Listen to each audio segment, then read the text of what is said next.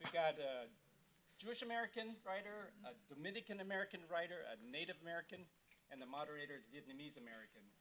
So when people ask you, did you go to that talk? You can say, no, I went to the other talk. Well, your producer's an American Russian Jew from way back. I need you to hold your handheld mic. Oh, okay. Do I have to put that whole music over thing again?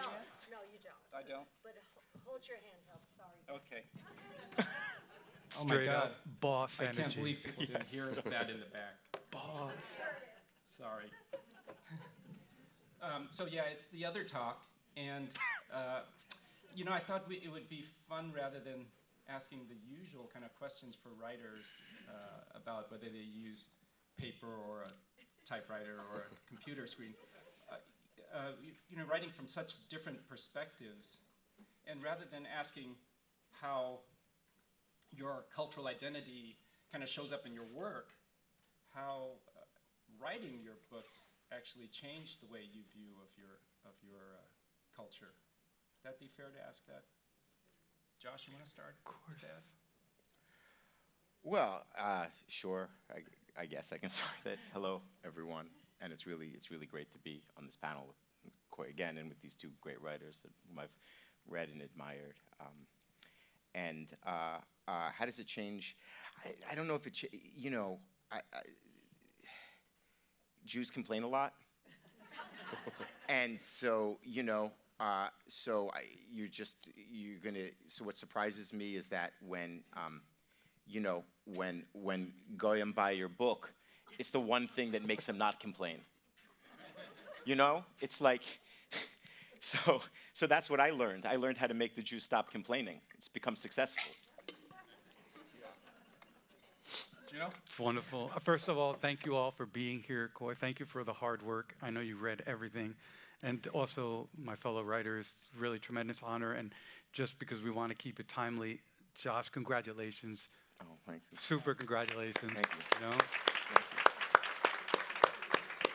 Gang, I mean, I don't know if anyone does this. They look over the prize books from like the 30s and 40s. Most of these prize committees don't get shit right.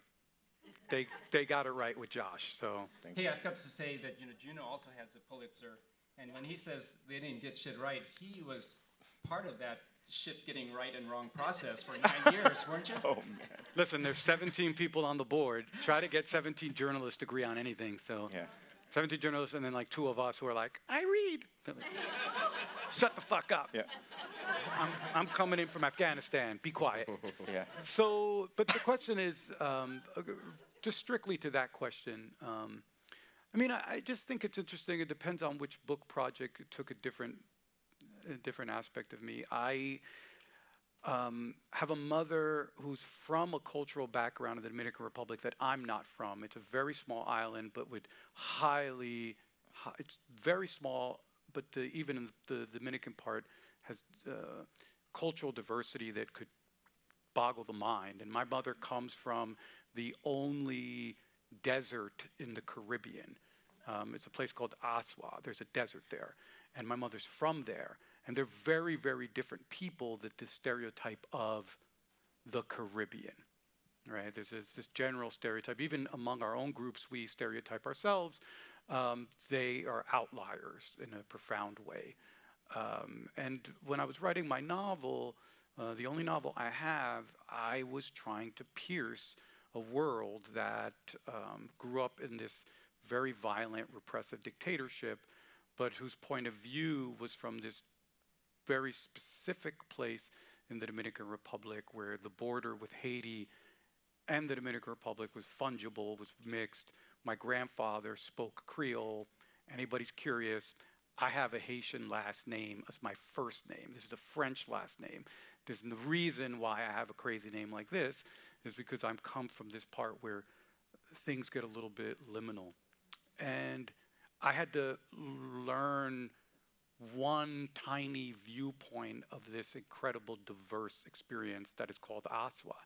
I couldn't grasp the whole fucking thing. I just needed to be able to convince one person that this is from Aswa.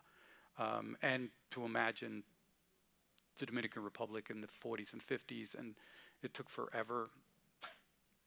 Yeah. I think it's to you now, Tom. Yeah, I like that you say imagine, like it took a long time to imagine, because obviously you were doing research, but there's a lot of imagination required, I think, in fiction. Thank you all for being here, and honored to be here with you too. With writing There, it was a book that came out of an experience that was very personal, and then also part of the work that I did. So I didn't really feel like, in the writing of it, like I wasn't doing very much research, and I don't feel like it was. I feel like I was expressing something that felt very absent, which is, modern Native people having a relationship to the city and not being, out in the woods wearing loincloth or whatever. And so just wanting to really lean into something that was my own experience. So I don't really feel like in writing There, I felt changed by it. But in the next book, I go deep into history and have had to spend a lot of time trying to imagine into a time period that there's not a lot written about, and there definitely weren't Native people writing about it. So I'm going back to 1850 to 1864 and kind of looking at how long the erasure of Native people and their ways has been going on as an active, way to get rid of us one way or another, whether it's our actual bodies or, the ways of our people. So really imagining into, there's a character that runs away from a massacre at the beginning of the book, and he just kind of wanders. He doesn't have anywhere to go back to, and they're killing off the buffalo everywhere, calling it the Buffalo War, as if the buffaloes were going up against the soldiers. They're killing like up to 1,000 buffalo a day. Just a crazy amount of buffalo killing happening, where you could see for miles buffalo stacked up as high as a man, just insane massacring. And so, right after that, he ends up at a prison castle. The prison castle is used as like a blueprint for the boarding schools. And this is like, 1875. And the boarding schools, decimated our culture for decades and decades afterward, basically teaching that everything about being Native is wrong. And, you have to be a Christian, and you're, essentially militarized, and you're punished if you speak your language. So really imagining into, a lot of times when we don't retain our culture, Native people are seen as like, well, that's a weakness, or there's something wrong with you, or you, instead of like looking at the very dark and complicated history of erasure. So imagining into that, like going in a linear way, which I normally don't like writing that way, I sort of follow the lives of all these people leading all the way up to present day. So I feel like I learned a lot and had to imagine a lot that I hadn't before about what that experience would have been like. And that's something you think you do better now that you've written the first book? I mean, so you have changed somewhat, maybe over this process of these last. You started writing There before you even went to MFA school, right? Yeah. You started like a couple years before, I think. I did, yeah. Yeah, I mean, I don't know if I'm doing anything better. No. You don't think you learned anything in the MFA? I mean, the MFA was great. I wrote like half the book before the MFA. Yeah. But it didn't, when I went to write the second book, it felt like harder. So I don't feel like it was that useful as a learning experience. You and Junot both did MFA thing, and I think, Josh, you didn't go through anything there, but Junot, you went to Cornell, but felt like, although it was, and maybe I'm getting it wrong, that although technically you learned a lot and it was a good experience, that you still felt that there was a need for an easier, freer space for people of color to engage in, and you helped to create this other foundation, a writing workshop for diverse voices. Yeah, I mean, some of us are like structural type of people. It's like something isn't around, so you try to make it happen, right? I mean, I was like, oh God, wow, this is a hard place to be a person of color, whatever that means to you. It's a formula that's so immense. Let's see if we can create something that would be adjunctive of that, helpful for that. I mean, I think it's just always curious about who we are at any given moment. I mean, I went to my MFA program, probably it could have just not only the institutions are fucked up, but also maybe I wasn't as resourced as I could have been. I mean, the simple formula, I think, is good for easy conversation, but when I reflect, it's always hard to know exactly why you had a bad time or a hard time anywhere. You could definitely be like, my ex-husband or my ex-wife or my ex-neighborhood, there was that bullshit, but there's a part of it that's you as well. And I think, you know, one of the weirdest parts about the American obsession is that, you know, and as an immigrant, as someone who didn't grow up in this country, who didn't have their, you know, as you know, Khoi, we didn't have our deep structures formed here. I just didn't. You know, it's a joke when people say I'm Dominican American, my family always snickers. They're like, you ain't Dominican, you ain't fucking American, so good luck, kid. Yeah. Good luck. So I say that simply because in the American reflex, it tends to be Americans have a very, across the board, a very antagonistic relationship to everything. It's like point outward. But, you know, I think as an artist, it doesn't help me much to do that. I can't get my work done if I'm not simultaneously being like, if I'm pointing at myself at the same time, it's easier for me as an artist to point at you through me. I find that's where my work does. So when I think about even my MFA, there's a bunch of shit that's quantifiably was bullshit and was racist as fuck. But does that erase that there was also stuff going on with me at that given moment? Is it possible to hold these things together? I ask as a writer for readers to entertain my work's complexity. Probably it's wiser when I represent these things, the person that I try to avail myself of a similar complexity. Tom, you went to a very specific MFA program. Was that?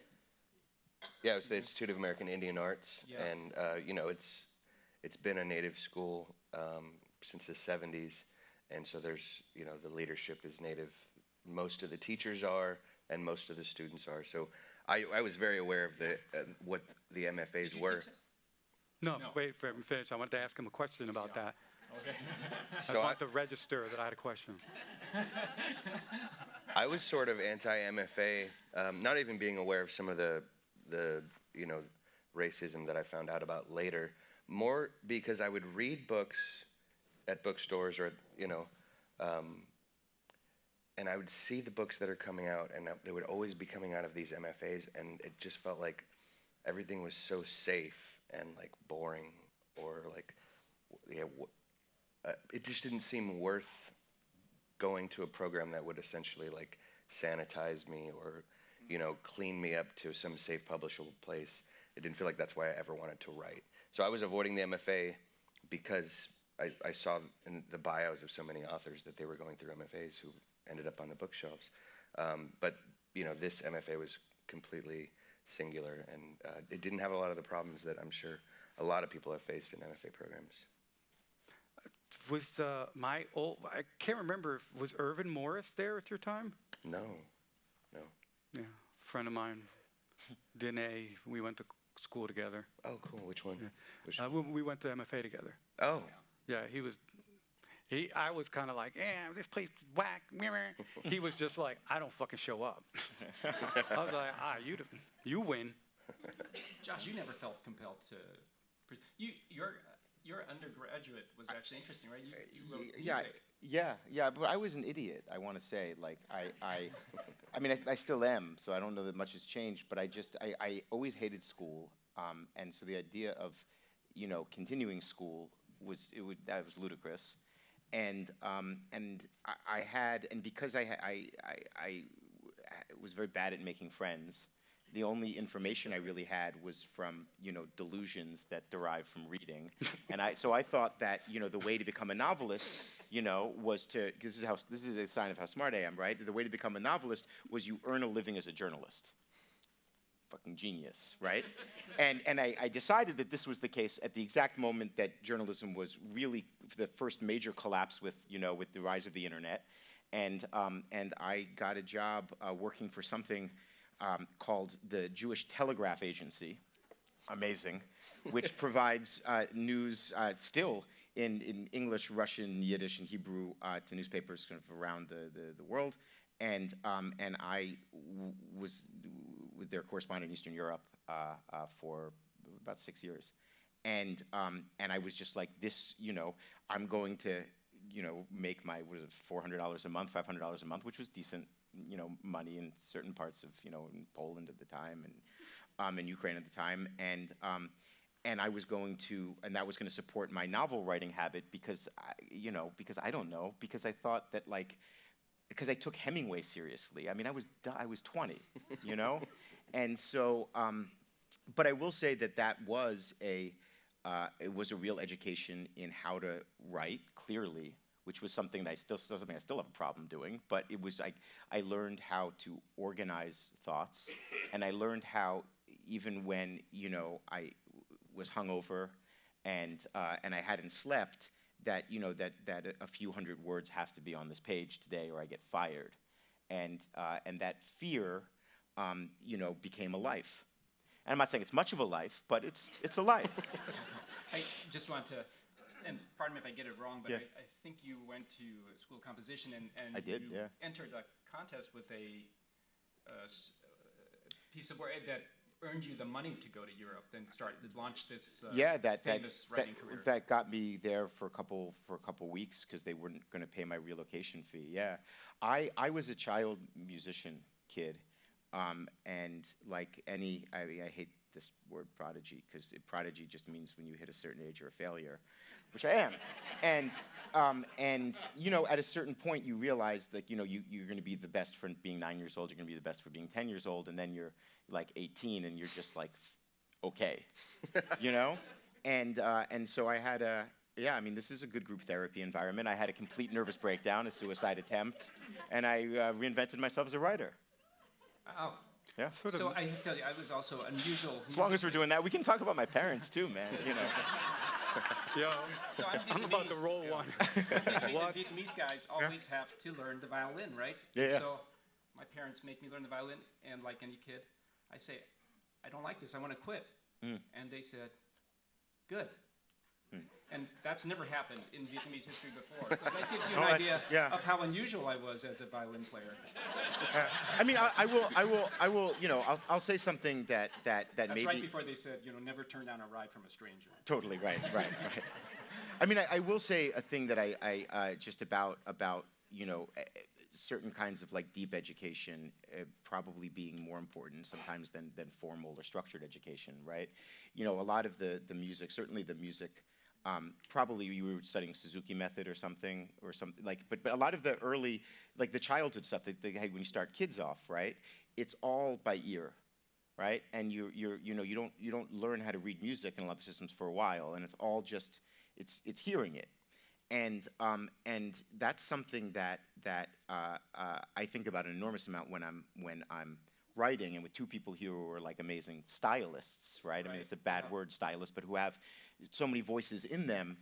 I think it becomes really more difficult, especially under the terror, like the reign of the screen and the reign of the computer, to get away from our eye and the way things that look on the page, and to trust our ears. And I find myself, maybe this is just, maybe I'm over and I'm finished and whatever, but I find as I get, as I spend more time surrounded by screens, I forget that like the voice is really it's the mouth and the ear, and it's not the hand and the eye. And that's something that I think is being lost in fiction. So you read your work aloud yourself, right? I think that's really astute, because gang, could talk what we want about divide the literary production, novels, etc. in certain ways, but I am telling you that the screen, the filmic, that kind of narrative has so profoundly colonized literature, even amongst quote unquote what we would call the best of the best, that one of the things that I tend to do, because there's a huge nerd who's interested in books and interested in the way these things play out, I'll take a book, and after I read it, then I go through and circle scenes. Yeah. And I dare you to do that with Toni Morrison's work, where there is a period in the 80s where it was still almost predominantly people were writing books based on having read other books. Not that 90% of the stories that they have in their head are from TV. And you can't resist that. If that's your archive, if 90% of the stories that you have in your head are from watching TV or movies, you're going to generate literature that represents that. And you would be amazed how much of contemporary literature is profoundly scene-based, is profoundly optically derived, versus the internal, a voice that's talking to you. You're not certain the moment that it's in. If you were the script writer, you would have a hard time circling what's the scene. And it has become very, very interesting. Like MFA, sure, et cetera, et cetera. The truth is that, we were saying this earlier, if Toni Morrison's novels came over the wire right now, ain't no publishing house going to publish them. Yeah. It's just the way it works, because even those of us who are like, I'm resistant, you know what I'm saying? Like, I'm writing against the grain. I don't know. It all looks pretty familiar to me, and it's been hard to get folks to read back into that tradition, because a lot of my young people, when they encounter the kind of writings where it's not just coming out of this, they get lost. They don't like it. They're like, it's too slow. Right, or they say, you know, where is this person speaking from? Bing. Right? And it's like, and they mean it in two ways. One is a, you know, an identity way of what, you know, what platform are they taking for an identity? And then the other means is where are they speaking from, of like, who are the characters in the room? Like, where's the narrator narrating from? And you be like, it's a voice, man. It's a voice. You know, it's like, where is Proust during all of Proust? Above us, all around us, like where God is, you know? And so the idea of like, you know, who's in the room, who's speaking, you know, what are the mechanics of it? They're so absolutely, as you were saying, totally become televisual that that it really corrupts, in my mind, my own personal relationship, because who cares about the culture? The culture will go where the culture goes. It corrupts my own relationship with what I think brought me into books in the first place, which was, it was the repository of an inner voice I was hearing. George Lamming, and I'm sorry to just throw this in there, the reason this matters to me is not some, and I'm sure my fellow panelists would share this resonance. It's not because I'm opposed to TV stories or movie stories. I love them as genres. I teach them as medium. It's because for me specifically, as a person of African descent, as a person who comes from the island where chattel slavery gets beta tested, a person who's, you know, but it's exactly what it is that George Lamming describes the thing of black bodies, is that they're always looked over. Either we're under hyper scrutiny, right? Or we're just looked over, we're passed on. Is that there is a relationship between how the body can be over-present in certain contexts. Black bodies can be over-present, under-present, but the one historical thing, and you know, Tommy was talking earlier about erasures, has been the absolute erasure of the voice. The black body may be present in every context. You look at all these famous paintings, you'll always see some black body in the back, you know, holding something. And I think similarly, indigeneity gets mobilized this way. But the voice, the voice broken free, the voice that exceeds even the body that's speaking it, that's speaking out of it, is of great interest to me. And film and movies can't capture that. You know? You're making me feel so much better about a review I got last year. It was terrifying. This crime writer friend of mine, and it was a friendly review, but he went through my book and found all the scenes. And because he's a crime writer, you know, that's very scene-heavy stuff usually. He said the average debut novel has 76 scenes, or something close to that, and he was like, yours had 20. Right.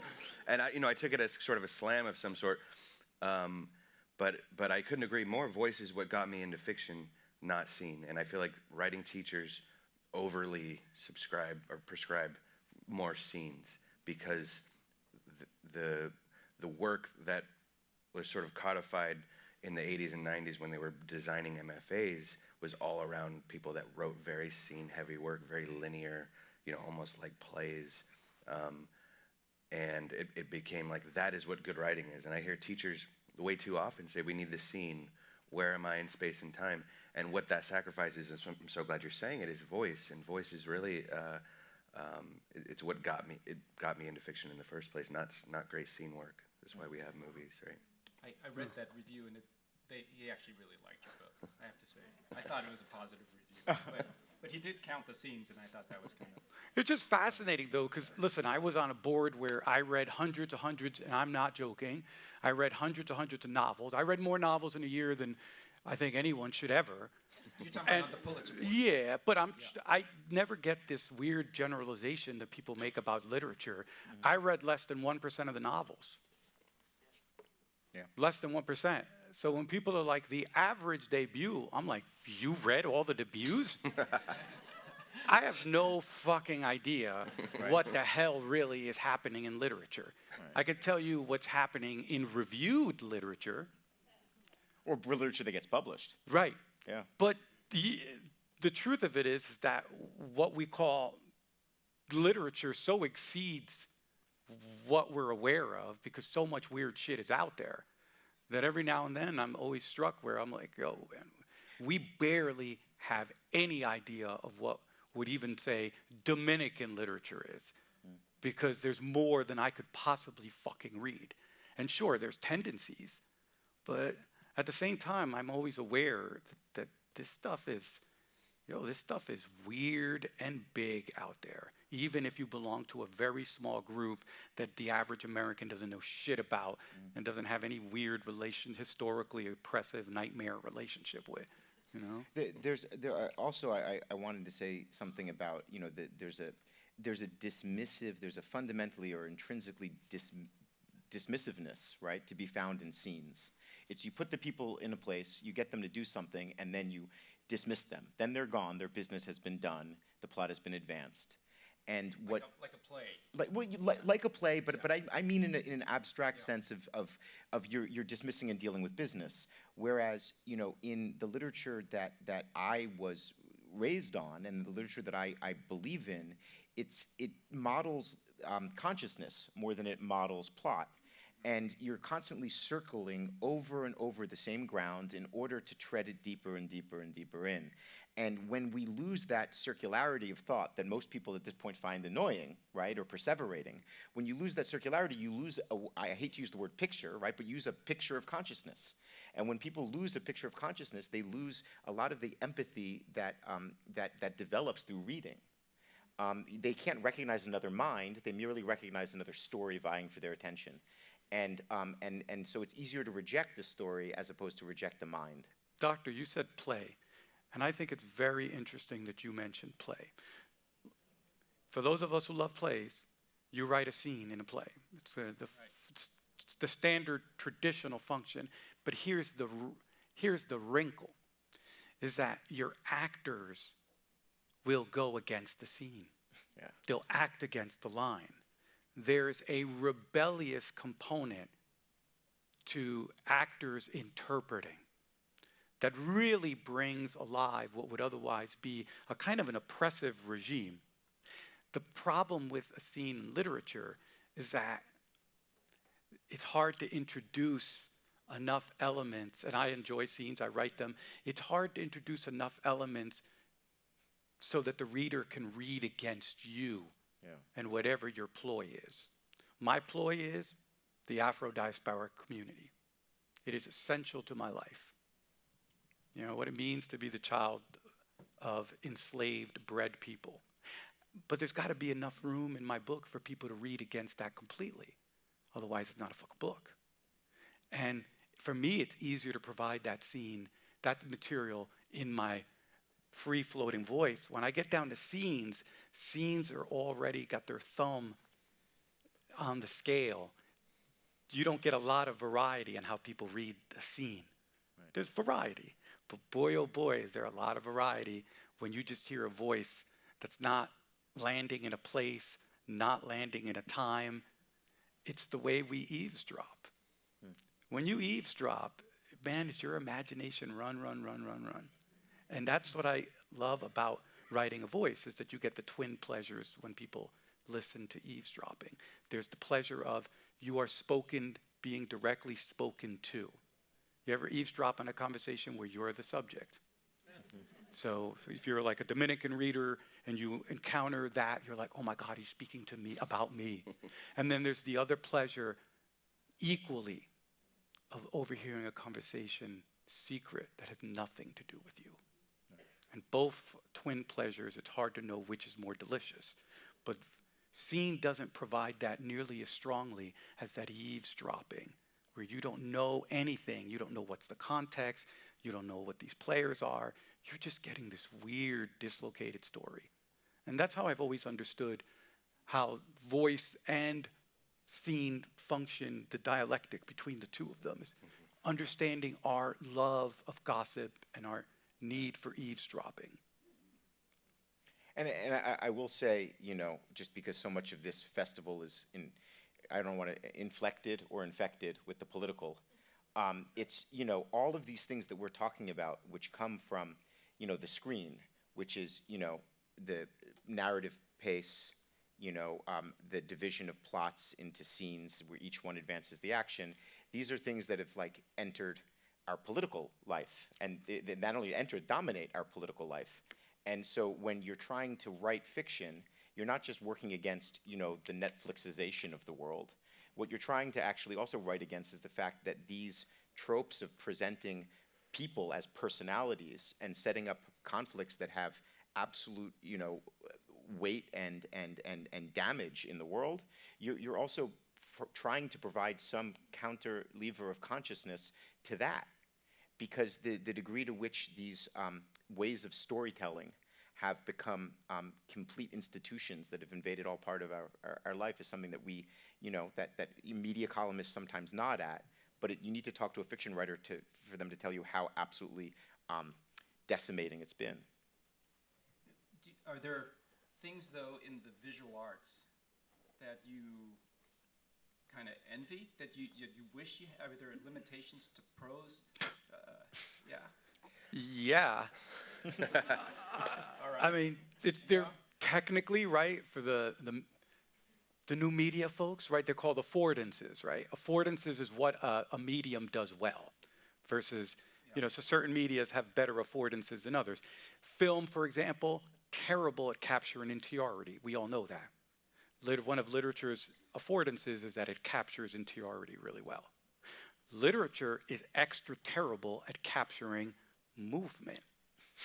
So that dance is, I could show you a 2-second video clip of dancing, and I could spend 100 pages writing, and it ain't gonna win. You know, and so for a culture that really Well, that's loves why metaphor rhythm, exists. even metaphor fails when it comes. Dance isn't, when people dance their bodies, there's. Yeah. So, as someone who comes from a culture where music and rhythm are so profound, I, of course, am always like, fuck, it's hard to represent that. Then literature is extra weak at representing community. And I know that seems ridiculous, but do you know how hard it is for me to track 30 bodies? Where I could get my little cousins in Dominican Republic will send me their little videos of all my relatives together at a party, and they're all present. And all their little personalities are visible, and I'm just like, but as a writer, it would take me 400 pages. And so I'm always jealous for someone who loves community and is obsessed with movement and dance, how easily it can be done. Now, of course, there are workarounds. Clearly, literature has been great at representing community, but we have to fight against the limitation. Tom, you look like you wanted something to say. Oh, just, you know, to continue the thread on scenes, I think using fiction to do what only it can do is what I love to do in fiction. You know, so the more you're just writing scenes, it's like, well, we can do that better in all these other ways. Like, so, and one of the things the fiction can do alone is voice and is consciousness representation. Yeah. It's such a weird thing to represent. that it feels like we've really moved away from wanting to think with literature. We just want to be distracted and like continue on the watching of Netflix in reading. Our profound longing is to know another mind. Yeah. I mean, so interiority, which is the thing that literature does best, is perhaps the only place that we receive X-rays or soundings or whispers of other minds. There's a English writer, John Berger. Obviously. No, I'm just like, he was on my mind this morning. And he wrote this book about this doctor in rural England. Sorry, thank you.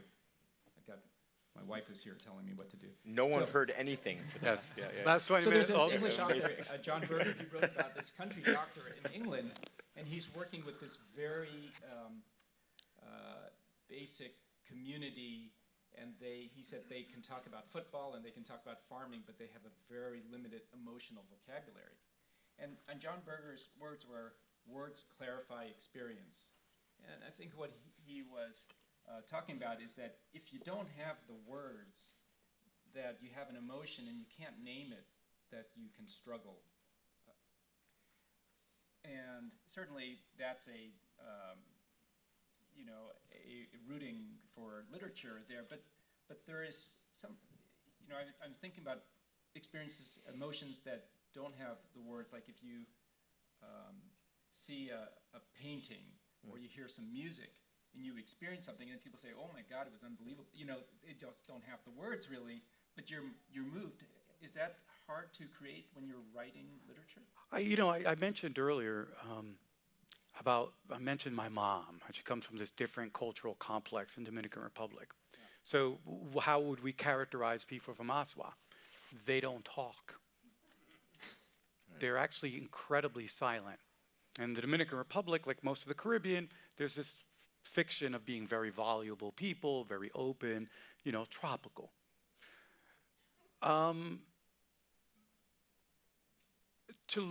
My mother taught me my birth language, which was silence. And what I mean is that silence communicates profoundly. That language, what we call the Language Act, is twinned with the silence that's coiled with what's not said, what's not permitted to be said, what's being elided. And my mother communicated to me encyclopedias because she communicated through silence what wasn't being said, how it wasn't being said, when people would fall quiet. And I was always aware that silence is the essential component of the Communication Act. There's the verbal string, and then there's the unutterable string. And the two of them are tied. And it's important for me as a writer. I always sit down with my writing and I say, what's the silence for each of these characters and what's the silence in the book? Because I'm trying to be true to the fact that it's not just what is said. And that many of us, what we call our personalities, are in fact comprised of the things that we will never say. And that's not even getting to the larger historical silences of massive group trauma, of what we've been denied and how our tongues have been shaped by people who don't want our tongues. And our parents shape us to silence because of their traumas. And so I'm very interested in that. When people say to me like, yeah, you have a really great voice, I'm always thinking in my head, yeah, that voice is silence. That's really what's going on in these books for me, is that this is very important for me, and this is very much how people often talk to each other. We often think that people don't have language, or that they're like, oh, these people, they don't have emotional language. I'm like, it's because you're not listening to the silence. You wait around long enough for people to mean, and you'd be surprised what people will mean. And that's been my praxis for a long time. It came out of a mother who never spoke, and yet would communicate endlessly. And I had to pick that up. Do I have a thought about language? You're looking at me like I don't know. Yeah, I mean, there's the. Thought you'd want Look, Josh is like, yo. Yeah, I don't know. I Back mean, up, Yeah, back up. I just. You want to do the silence thing. I'll do the silence. No, I mean, I think I'm very hesitant to kind of to wade into it because, you know, in a lot of ways there are elements of my relationship with language that that seem to me to be dangerous and superstitious, and I have certain feelings about speaking about them, frankly, in front of a group, right? I mean, you know, one of the first things that I had to learn in school, you hear, Bereshit bara Elokim et hashamayim v'et haaretz, right? God creates the heaven and the earth. What does he say? Vayehi, or let there be light. He creates light by speaking it, right? And it's the speech act that creates. So there's something inherently creationary in speech. So that's the first thing you learn, is that even God can't just think it. He's got to speak it. First Or was the they've word. got to speak it. First right. source the word. Yep. Yeah. And then you come with this idea that following that if speaking brings something into being, then there's the question is, it brings it into being because you're introducing something into the community that had previously either not been recognized or not known, and that is a dangerous thing.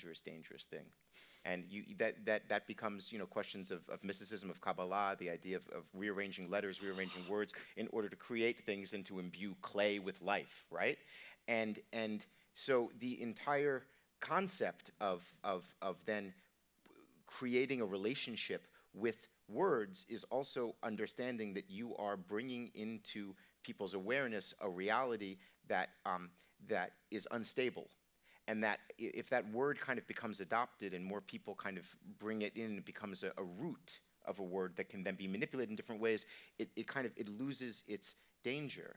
But if you have a word that you're bringing because you're identifying a feeling, an emotion, an experience that previously hadn't existed, there is a tradition that it is, if not evil, it's troublesome, and there needs to be caution around it.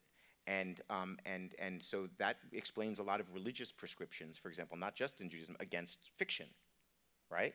Because there is the idea that, okay, it leads people astray, people who read fiction, they're going to have sex too much, whatever. But the really deep theological argument against it is that it is using the power of creation to create things that are not real and can infect people.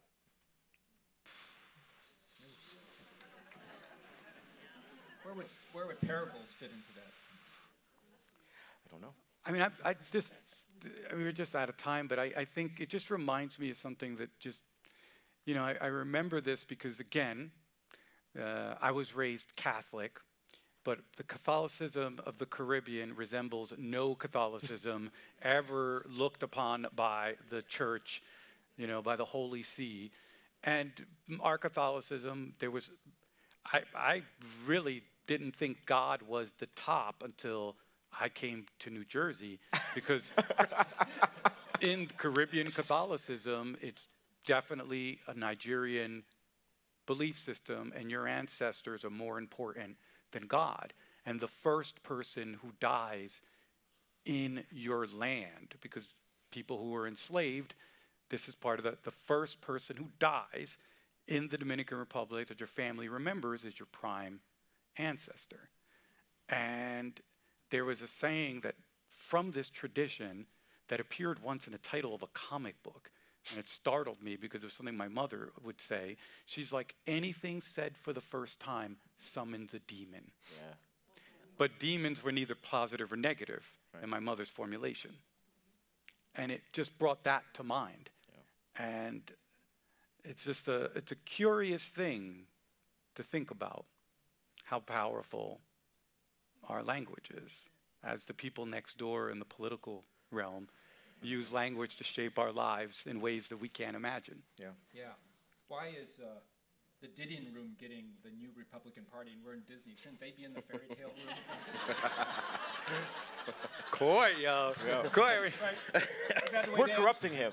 We're corrupting Yeah, him. yeah, I'm yeah, like, yeah, oh yeah. shit, Yeah, Palm yeah. Springs, what's going on here? Thanks so much for coming to the session. It really was great. Thank you. Thank you.